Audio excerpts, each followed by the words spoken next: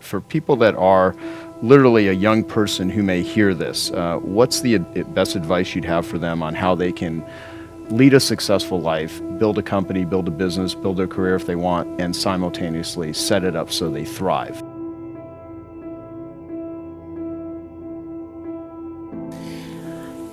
What is essential here is to recognize that we are swimming in a culture built on a delusion, the delusion that burnout is the way to succeed.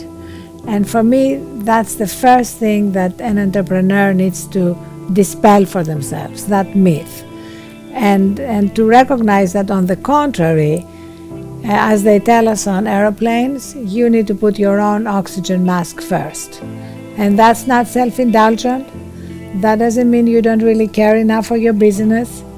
That means that you are taking the most important step towards having a thriving business.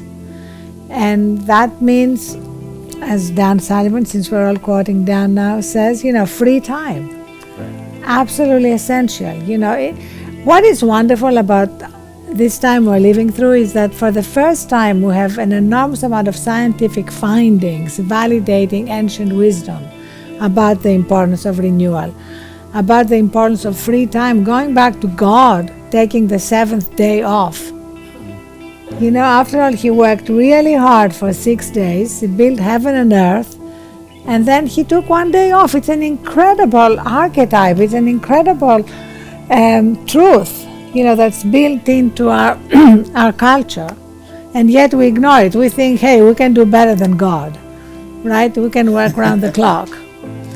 And that's why now I try to collect role models for young entrepreneurs and young business people, role models who are doing it differently. I always talk about Padma Warrior, for example, who is the Chief Technology Officer of Cisco. And she oversees tens of thousands of engineers. And she spoke at our Thrive conference, and she said, I sleep for 8 hours. On Saturdays, I do a digital detox. I write haikus, I paint, and I consider all these things the foundation of my success. And there are a lot of people doing that. We just need to surface their stories and inspire young entrepreneurs that there is another way to do it.